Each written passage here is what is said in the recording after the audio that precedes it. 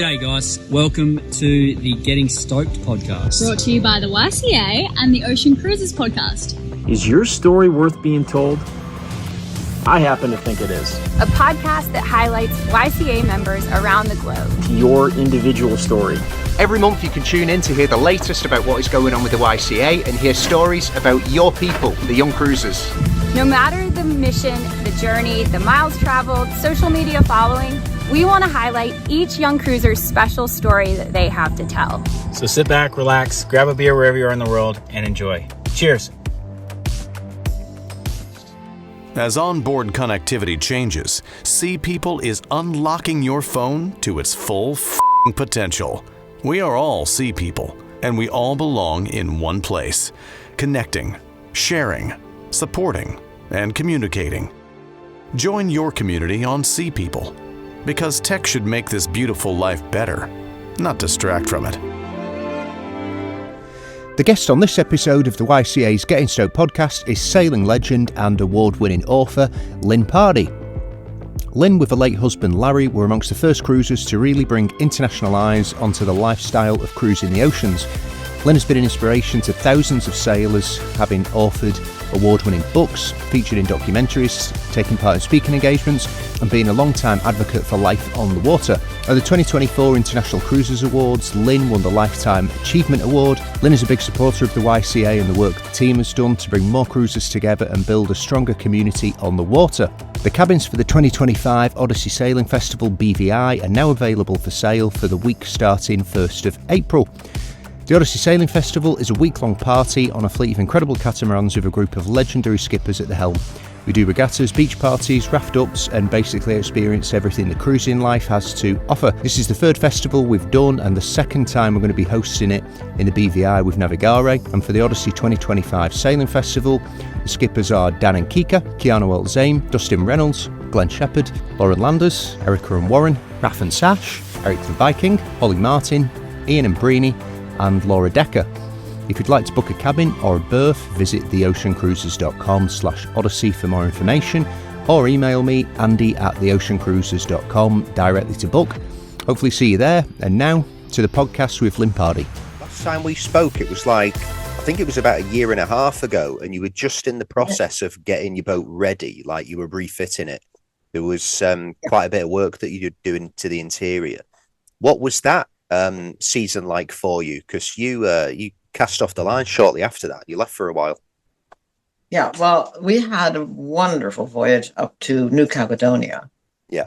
New Caledonia was a complete surprise for me. I've never been there, neither did David.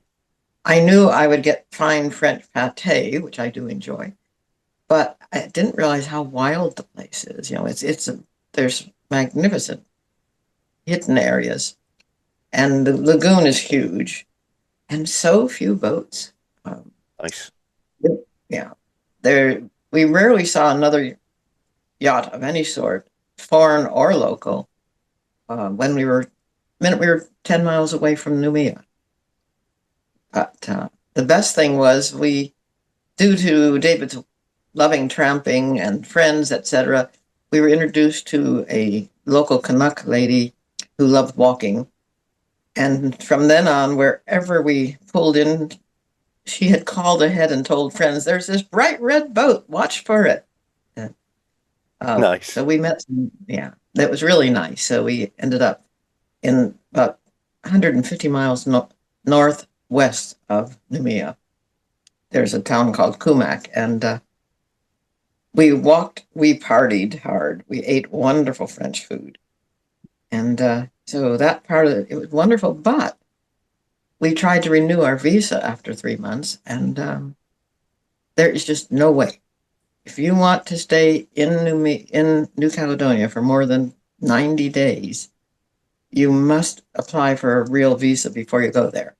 And they're not hard to get, the real visa, but a sailor sailing in just gets a 90-day visa, and they're really strict on that. Is it a situation like if you've got it, you can't switch it over onto a new one? You have to like leave for 90 days, then reapply for the proper one. Is it like that? They do that in Europe. Yeah. Well, that's the way. That's the European system. There's a way around it, but I wouldn't recommend it. And that is, we sailed over to New Caledonia, and no problem. Wonderful place. There's a lot of lovely parts about it there. I really like it. But when we saw a good weather window to head back to New Zealand, we headed out, but it can be very rough in the channel between New Cal and Vanuatu. To get the weather the weather, so you can actually make it clear of the channel between the two countries. So when we left, it was blowing 25 and it was raining, and wind against tide there, and so it was rougher than not fun sailing. Unfortunately, David went out to readjust the self-steering, not just change the course, but readjust the actual vane. And he slipped on a spot where we had both said, we've got to put more non-skid there. And we didn't. And we got caught. So he broke a rib. So I sailed the boat back to New Caledonia, which was, to go, the better choice. And they let us in, immediately rushed David to the hospital, which he didn't need. They were wonderful, and they gave us a 90-day visa. Oh, no way. So that's the trick. Break a rib. You just have to get injured. And then you get a visa. So I wouldn't do that. That's why you wouldn't recommend it.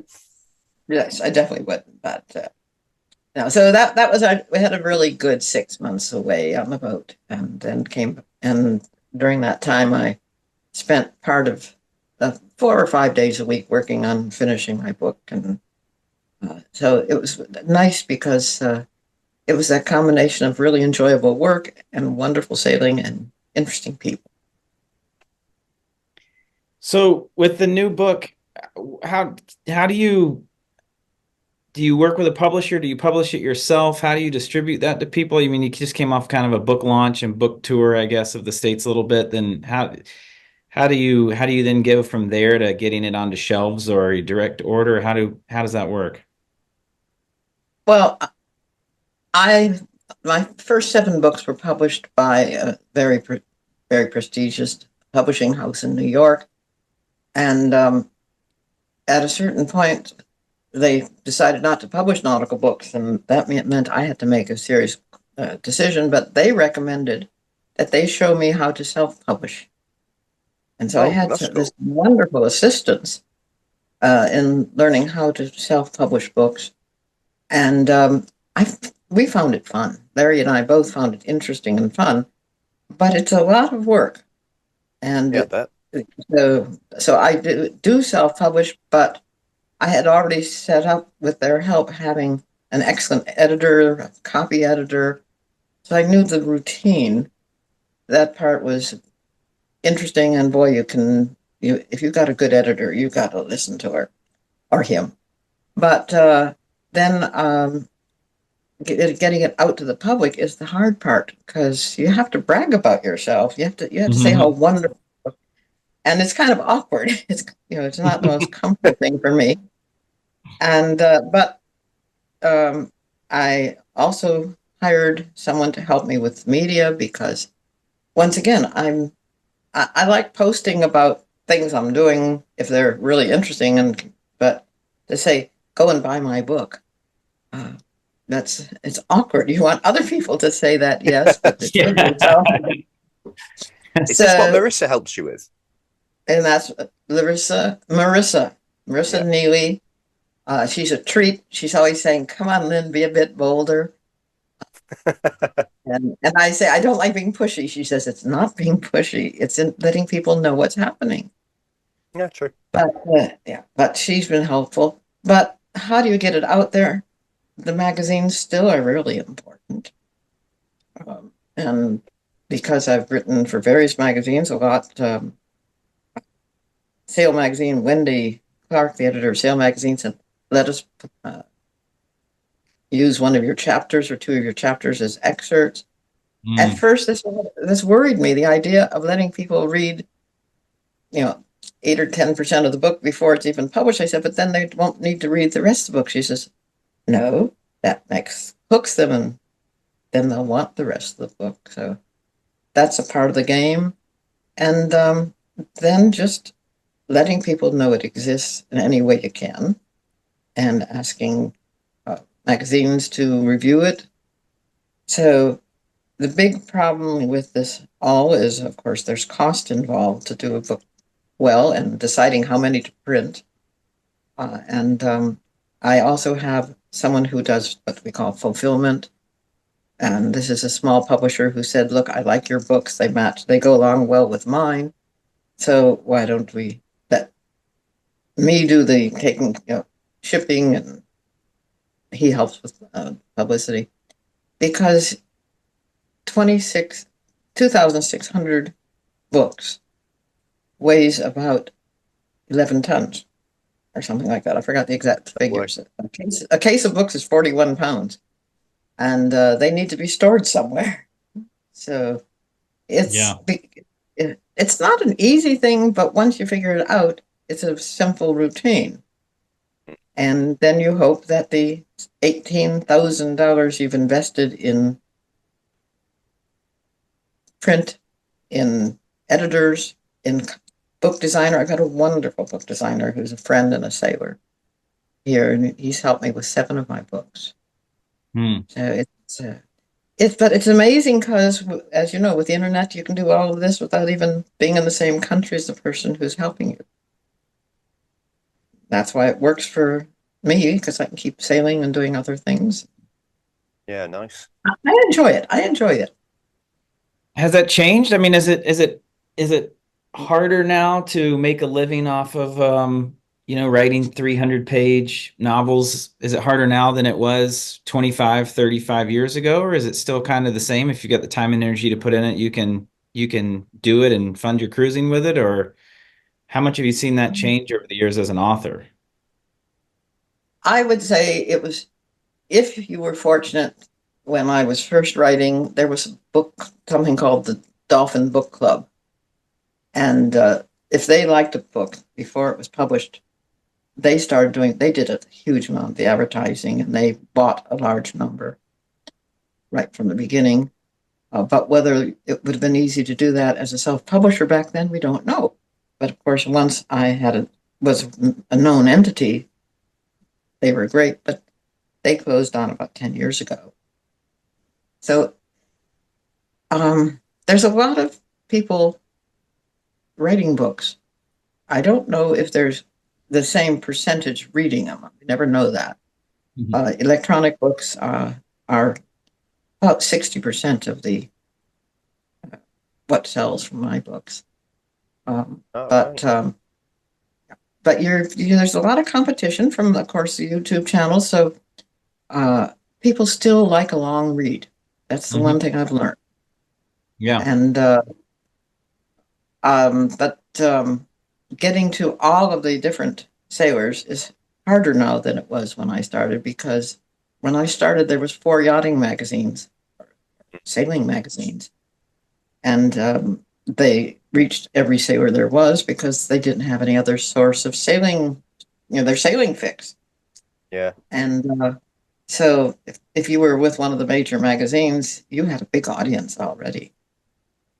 Now we're competing right along with all of the sailing channels and so forth.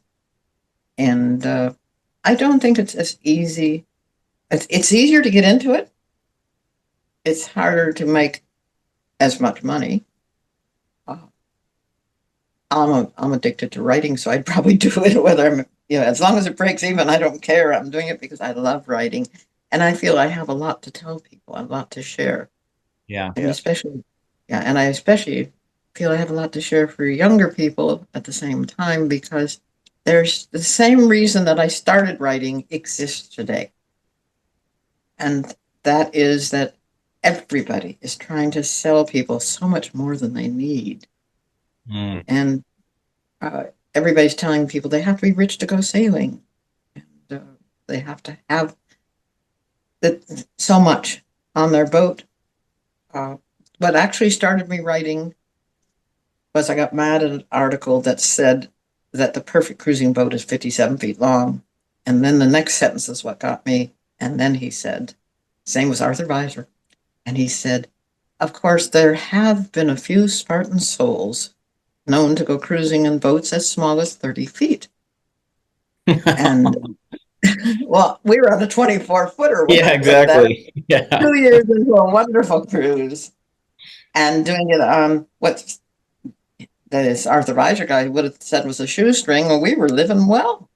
Yeah. We had we owned the whole world. And well, things haven't changed. That same attitude is sneaking in and stopping a lot of wonderful younger people or young at heart people from getting out cruising. And so I feel obligated and privileged to keep sharing with people that you can go with a simple boat. And the other side of the message that I really like to try to share is if you're not careful, all of these things that you can buy, all these things you should have, are taking the adventure out of sailing. Oh, yeah, for sure. Yeah, definitely. That was Skip and Kit Fry are two people I interviewed for an article for Latitudes and Attitudes, and they've been cruising in the 70s and built a West Sail and sailed it across the Atlantic, and they had the exact same advice, which is essentially all these things distract you from the moment and distract you from the purpose. And I think it falls into this whole world that we've gotten into, which is being green is getting solar panels and lithium batteries and getting rid of your generator. And you're like, if you reverse a little bit, you're like, but why do you need the solar panels, right? Like you don't have to have all these things that require power. Like it's great. Obviously, I think solar's incredible and being able to do all this stuff. But on the flip side, there's a lot of stuff that you think you need to power that you don't actually need at all on your boat. You don't have to have it, at least. Well, I'm on a boat that has an engine, which, after sailing for 47 years, mostly engine free. Remember, Larry and I delivered boats. We raced boats.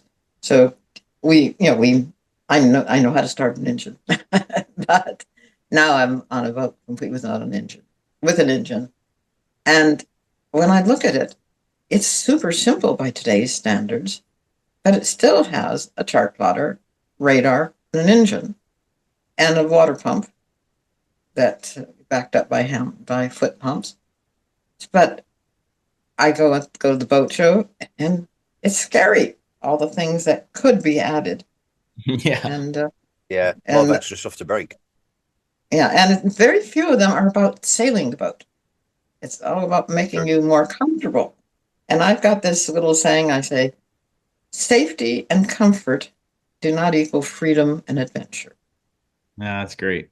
Yeah. And I'm not saying you should go out and be unsafe. Safety comes from a really good, having a good sailing skills yourself and having a partner who has skills too, who's included in the sailing and in looking at the boat as a sailboat first, not this luxury home, not,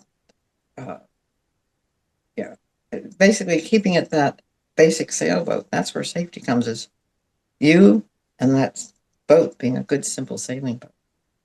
Yeah, it opens the door for everybody, right? You can go from if you want to have this big budget and a boat that you have all your creature comforts you can, but then that opens the door for people understanding that if you have a very tiny budget or you want the simple life, either one of those could create a reason to have a really small boat with no frills. Well, what's really small? I mean, our 24-footer wasn't small because it had no engine and it had 9-foot beam on it. So by small, it was more like the average 28 or 29-footer. And the same on Taliesin. She was 30 feet, 29 foot 6 inches. She had almost 11-foot beam, no engine, and deep bilge. I could carry 140 bottles of wine just in the bilge, so I didn't have a small boat.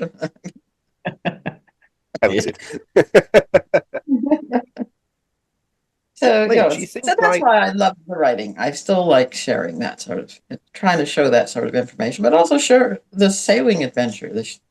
And what I'm really proud of in one of the chapters that I really love in Passages is I talk about the sheer pleasure of sailing engine free and why we did it. Not saying other people should do it, but to talk about actual sailing, the handling and maneuvering of the boat. it's a trick. It's a lot of fun. But I also have a chapter about my favorite passages in which I describe beautiful passages. As few people talk about the challenge of, the actual. They talk about the quote adventures. And sure, I have a chapter on Cape Horn, and there's a couple storms in it, but my favorite chapters aren't the ones about the storms. They're about the really enjoyable passages. Yeah. Lynn, just when it comes to like, talking about the type of basic sailing that you did when you first started, it wasn't too far removed from like the way a lot of people would have lived their lives in like the 80s and the 90s, because life was so basic. Like I remember being a kid probably when you were cruising, and like a TV in the house was a fancy thing, and GPS wasn't around anyway. A lot of the fancy stuff that go on these boats now, I feel like people would feel like they're missing out on basics by not having them on. Whereas, I suppose you come from a completely different background. So when you started cruising around the world, a lot of those things just completely didn't exist then. No, they didn't. They didn't, or they were so far beyond anyone's budget. Super expensive. Just to give you an example, a two-way radio, which was just going on boats. At first, it was just ham radio. A basic two-way radio for a yacht cost the same as our boat cost to build when we built Sarah. What? Yeah. So you're talking about the equivalent today of maybe $60,000 for a radio. Yeah. Wow. Yeah. So when you met Larry and he was building a boat, and that's a fantastic story in and of itself of you both meeting, which I'm sure people can find and read in your books. But he was building this boat. How was he funding a boat like that at that time and at that phase in life? Or was that something that our concept of what it costed? Because now I think for most people listening that the idea of building a boat from scratch seems like something of any size, right? Whether it's a 24-foot boat or a 44-foot boat seems like an extravagant undertaking to build a boat from scratch. I mean, do you remember what it cost? Was that something that you could do on a salary as a waiter, or how did that even get funded or started for him to be able to do that very first boat build, which then I'm sure turned into kind of the nut to buy the next boat and the next boat? Well, there's a funny little story to go with that. When just before I met Larry, he'd been a professional yacht skipper, and he was charter captain on a big boat. But he'd become friends with a well-known sailor. He was first mate under this Bob Sloan on a big schooner. And they used to all meet down at the pool hall after work. And Larry was looking for a cruising boat. He had the equivalent of about $60,000 in his pocket from selling another boat he'd fixed up. So he's looking for a cruising boat. And one day this friend of his comes into the bar and says, "Larry, stop looking for a cruising boat. Start building one." He says, "You're fab." Larry was very good with wood. He says, "Because every buck you spend here at the bar could be buying you a piece of timber, going towards a piece of timber. So you spend the equivalent of $8 on a drink. That $8 would double itself if you started building the boat, used it to buy the materials to start building a boat." Mm-hmm. And basically, I worked, I worked, Larry built. We never ran out of money for the materials because, you can't use much more than, say, $150 worth of materials a week in building it. And pretty soon it all, like this friend said, it all adds up. And instead of being frittered away at the bar, it becomes a boat. It's not, but you have to keep, you have to be logical about what you can afford to build, just like anything else in life. Yeah. Yeah. I get the feeling now, like, wood is so expensive. Like, flipping out. I don't, have you ever thought about that? Like, how much it would have cost given inflation to, like, build your first two boats, and, like, how much it would actually cost now given the prices of wood? Because it's super expensive in New Zealand as well. Well, the price of timber, if you want to go only to the formal boat building timbers, is outrageous. I've got a couple pieces of couple pieces of teak down in the boat shed that would definitely buy my groceries for 6 months. But but you don't have to use. Okay, first, the majority of people are probably going to build in glass fiber, which is still not an outrageous amount, like I say, because it's not cheap, but you have to save up for it and do it bit by bit. And I have several friends who are still building boats for themselves. But we got quite a bit of our timber for free by going up. We knew some farmers and asked if they had any black locust trees on the back of their property, and all on the east coast of the United States, everybody's got black locust that they'd like to get rid of. Mm-hmm. And so we cut the timber ourselves. And same here in the Waikato, we cut black locust timber. There's other timbers you can use if you want to build in timber, but in glass fiber, it's mostly affordable. It is affordable. It's where people really get into the cost problems is when they start outfitting the boat and making decisions. They have to be careful about the decisions they make then, because it's the gear and the sails that start to cost a lot. So I'm asking anyone who's thinking of building their boat, before you choose the size, take the sail plan to a sailmaker and ask how much it's going to cost for those sails. And that gets you an idea. It's very hard to get around it. Even if you make your own sails, you may cut out 40% of the cost and learn a wonderful skill. But it's that outfitting that costs the money. Do you make your own sails when you were cruising? We didn't, but I worked for a sail loft. The best winter, when you're in Europe, the most wonderful winter job. And we were cruising, and I just went to a sail loft and said, "You need a hand, I'll give you a bit of help. And if I'm good, then I'd like to work more and make myself a new suit of sails." That was the deal. Good deal. And I learned a lot, I'll tell you. So, he actually sewed the sails for me. I did all the finish work, but I earned, enough to build the sails. So that's one way we got them. But no, I wouldn't attempt to make my own sails, because the design of a good sail is quite a skilled job. Yeah, it takes a bit of artistry. So I'd love to hear more about what's going on now. I mean, we're so full of books and everything about the past and the adventures you've been on, and you gave us a little peek into kind of, you're going to do a little local cruising here, but what's life like now? What is a day in the life of Lynn Pardey like? What is life in New Zealand on a small island like, and getting groceries every day and kind of everything in between? Well, part of the reason we're going sailing now is first to recover from being on the road for 3 months, and so we can sit back and talk about all the nice adventures, nice people we met along the way, and friends we caught up with. But the second reason is we're getting the boat ready. We want to head off in April or May, after enjoying a New Zealand summer, and head towards the north of the Barrier Reef in Australia. Nice.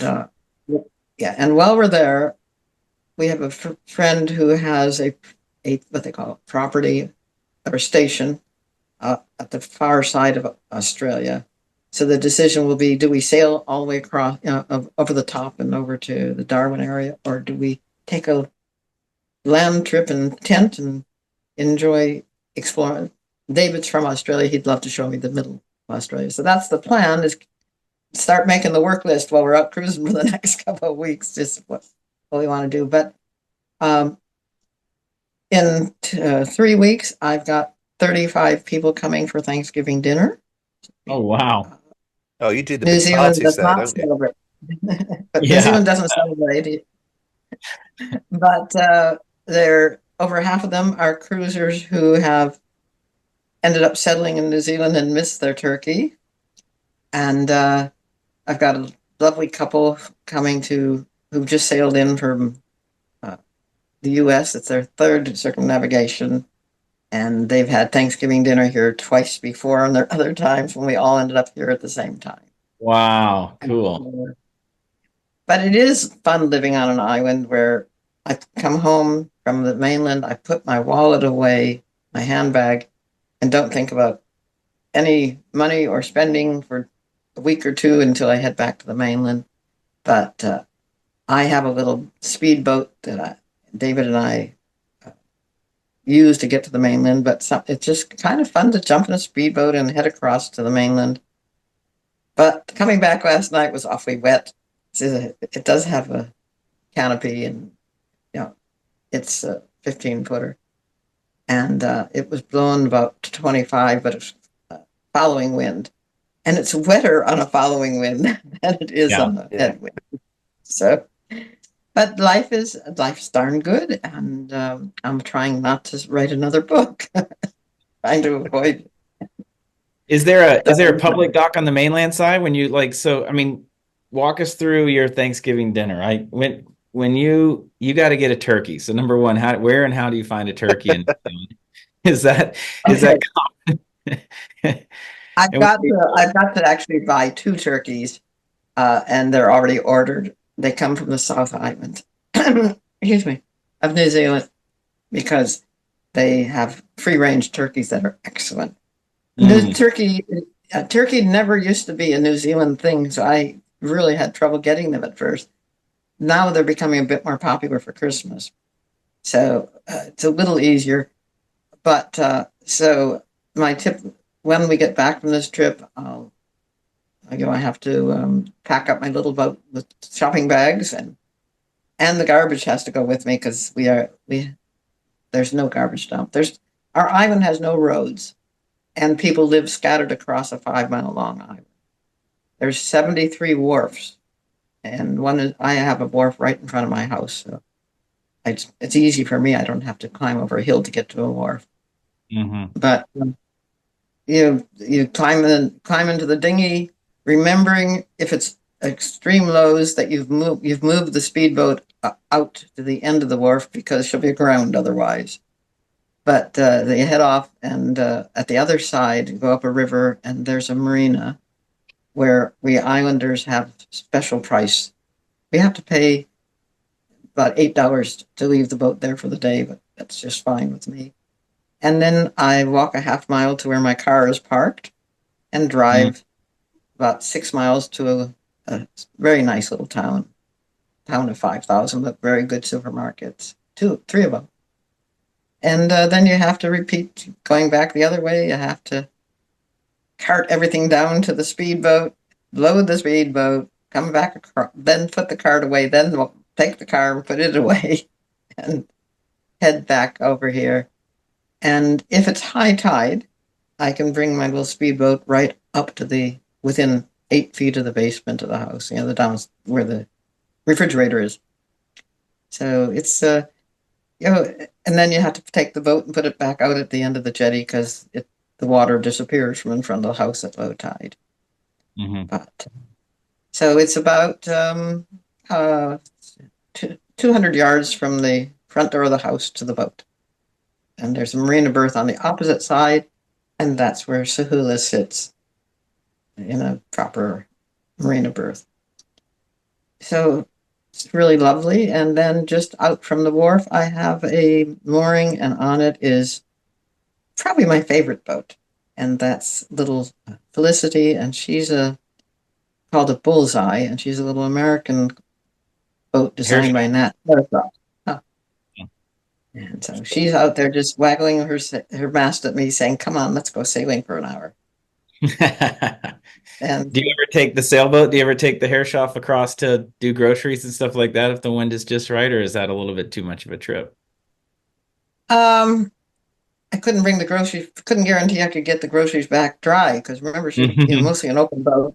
So I've never tried it. I've never thought of doing that. But I actually have before.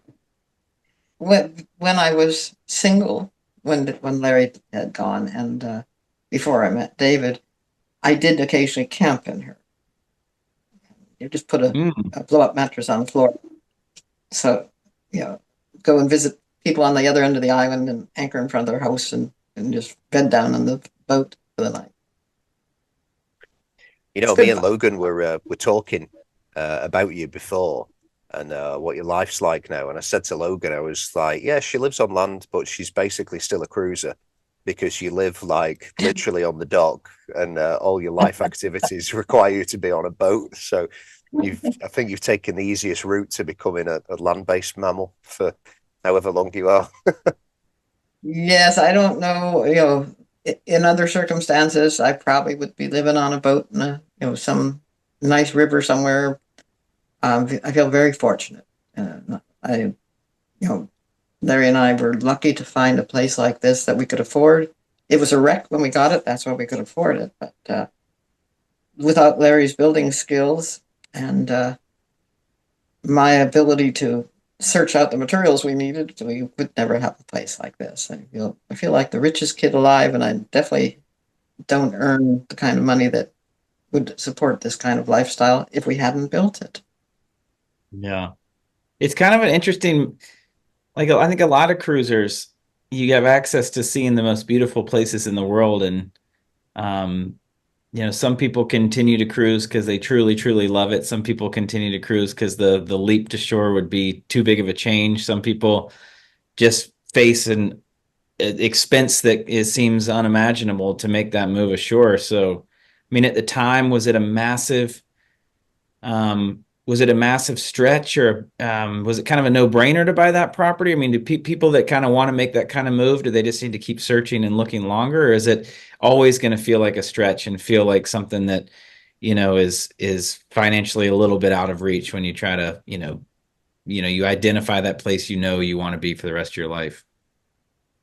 I talk a lot about that in passages, in the book, because when we set off cruising, I jokingly say Larry and I set off to be professional bums, and we failed at that job. But when we were after we'd been cruising for about 8 years on Seraphin, Larry said to me, Lynn, it's wonderful to be living on the smell of an oily rag as a youngster and to be just a sort of a cruising bum. But it's not going to look that attractive when we're older. And he says, that's one of the reasons I'd like to build a new boat. If we can sell Seraphin, put the money completely away so we can't touch it, and build a new boat from earnings, just like we did the first one, then we could someday have something to come back to. Mm-hmm. And so we made that decision. And when we sailed down to New Zealand, that money was still intact. And by very good fortune, we sailed into this cove out of a storm. Just loved the security of it. And New Zealand had wrapped its arms around us. We were having so much fun in New Zealand because there was yacht racing that we were welcomed to be involved in. And we had, Taliesin was still a new boat at that time. She was only 3 years old when we sailed in here. And we looked around, and Larry jokingly said, if I could ever find a little piece of land where I could do a bit of boat building in a place like this, I'd love it. And so at that time, waterfront property in New Zealand was thoroughly... No, I was listening, but Albie, my son, just came in and he lost his other tooth, so he wanted to show his okay. Congratulations. So basically I was saying that we sailed in here, and so we just took a look around at properties, and they were so cheap, but they were all really run down, and nobody was interested, because how are they going to live and fix up a place? So even the fixer-upper people said there's no work on an island. Mm. But Larry had already been asked to fix some people's boats, some classic boats. When we were sailing around, they say, oh, who built your boat? We started talking. Larry says, I think we should really grab something, if we can find it, and just leave it and go sailing. Let's see what we can find with the money we had from the Little Seraphin. And believe it or not, this place, which was for sale for, at that time, $150,000, which was 3 times what we had from Seraphin, had been for sale for so long that the owner accepted our offer, which was $200 less than we sold the boat for. Wow. And Wow. so it was very good fortune. But it was thinking ahead. It was Larry thinking ahead. And he says, Lynn, we may not want it now. It's been deserted for so long, we can desert it and go. It's never going to lose value. They're not making any more waterfront property. Yeah. And so we did not fix it up and make it at what it is now until after we've been cruising for several years more. So it was that thinking ahead a bit. I really, thank God he did. It's just turned out to be the right thing. That cruising does have to end someday, or someone has to end, or it has to slow down. I guess You haven't proved that, have you? but that's part of why, believe it or not, that's part of why I wrote Passages, just to discuss that whole aspect of the next step. Lynn, have you kept in touch with the young couple that bought your boat? I can see it from my window. Oh, so it's still there? Yeah, she's out, and nice. she's got. They live on a mooring off here. She's gone sailing to. She's been up to Fiji and Tonga. Whoa! But they haven't been sailing here the last 2 years as much. So I'll talk to them at Thanksgiving. We've all been so busy we haven't seen each other yet. That's very cool. So how was it coming to the International Cruisers Award? That was a really welcome reception for you. I've never heard that crowd go as wild as when you got on that stage and when your name was called. I think you were amongst a group of heavy fans turning up to that event. Well, actually, I did go 2 years ago, and I was so impressed. 2 years ago, I was asked to present an award, and I just liked the vibe. I like the fact that young people, there's people who are so enthusiastic about sailing. I admire these young people who are, the YouTubing is not an easy game. Yeah. And the hard work they do, it's quite fun. And I've had the pleasure of being in touch with several of them when they were starting their adventure. And so I remember I spent several long conversations on the phone with Riley and Alana when they hadn't crossed were just crossing the Atlantic when I first spoke with them. And watching this develop has just been really interesting. And to see these people in person, I loved it. But how did I feel when I was given this unexpected award? I actually had spoken, I don't know, I'd mentioned to Logan in our letters that I just celebrated my 80th birthday. When he mentioned then there's going to be something extra, I thought he was going to give me a birthday cake. Gave you a massive bottle of rum, though, didn't he? Or was it whiskey? But I do not normally drink hard liquor, but I wasn't going to let those kids outdo me. Good on you. Yeah, it's pretty wild. So the first year that you came, it was mind-boggling because you were the only person that stepped to the microphone and got a standing ovation. Somebody that's in that crowd amongst, famous YouTubers. That first year, Riley and Elena were there themselves, and Colin was there, and Delos was there. They were all three there, the big hitters in that world.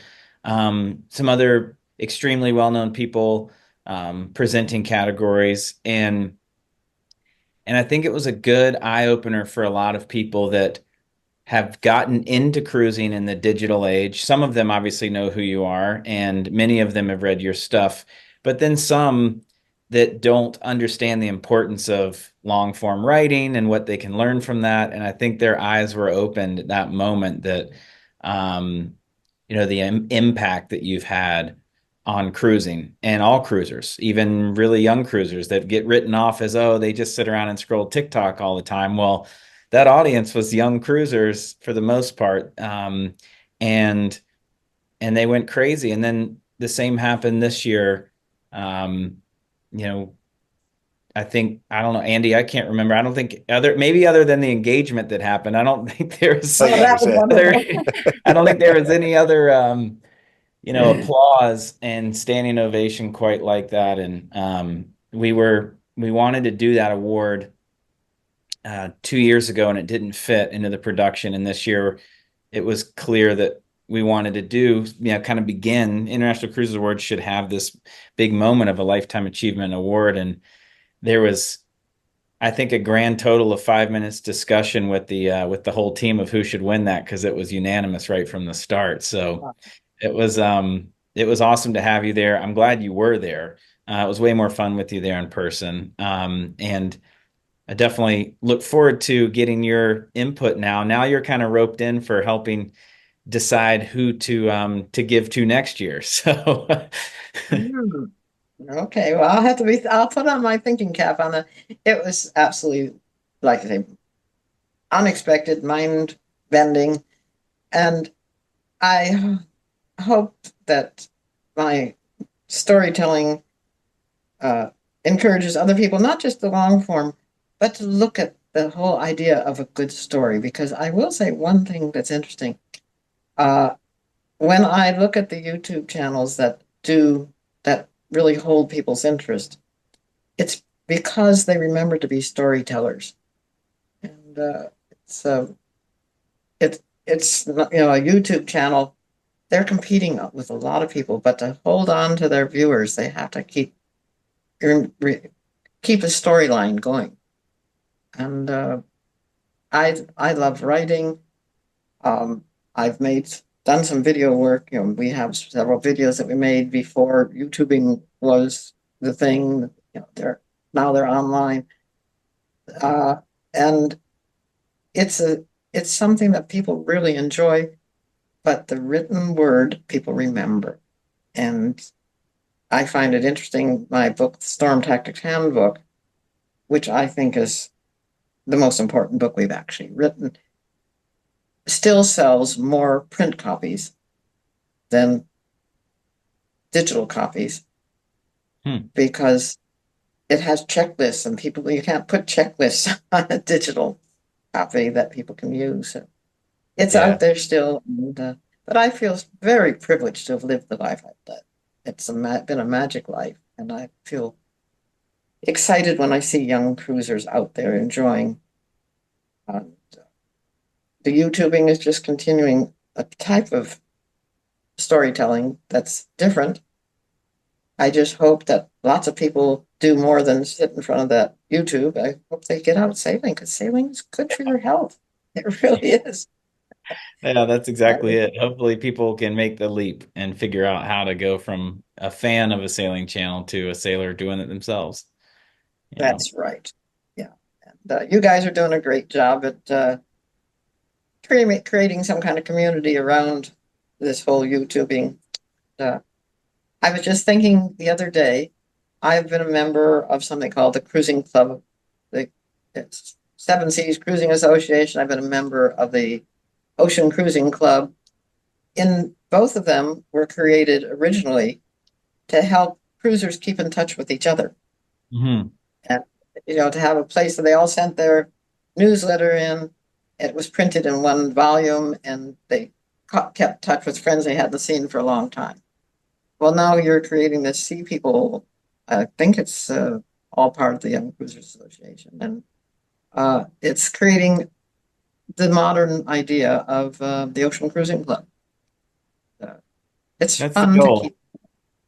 Yeah, if people can stay in touch with the people they've met along the way, and also be there to answer a question for somebody that they haven't met yet, and that creates a bond and some reason why they'll actually get together in real life, and the stories they can share, and something a little bit more than you're going to get in 30 seconds on Instagram or TikTok, but the full story of your adventure that people can follow along and see and replicate. And there's a lot of I think what is being missed in the modern digital era, with people sitting in their cockpits kind of doom scrolling things that, yes, Sea People is an app, and yes, it's on your phone, but if we can craft things to take you on a journey that encourages you to meet people in real life and have real life interactions, then we win, not as a business, but we win as a goal, right?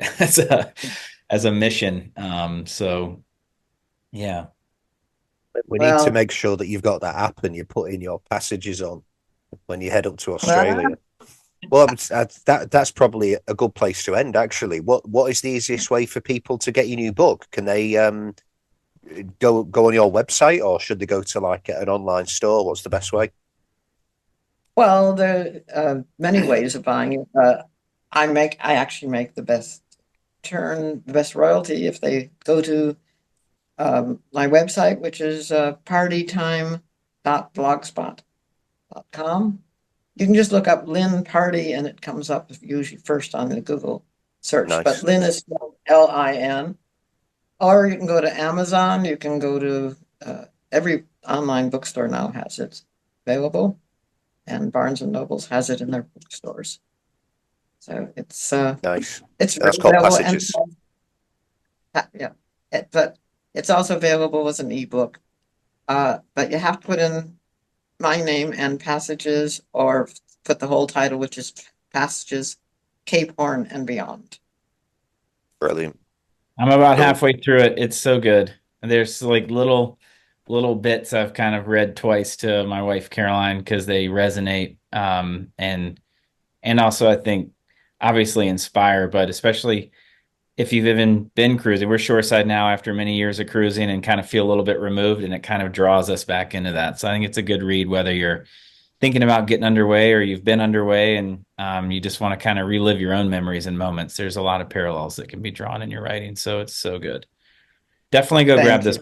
We're not here to plug a book, but I mean, we are kind of. But you should buy the book. Promo code YCA. Oh, brilliant. Well, Lynn, thanks so much for giving us some more of your time and sharing some more inspirational stories about your life. I know all the YCA people who are going to listen to this will really appreciate it, and we'll threaten them to buy a book. We'll put a link in the description for anyone who's listening so they can go and check it out. Thank you very much.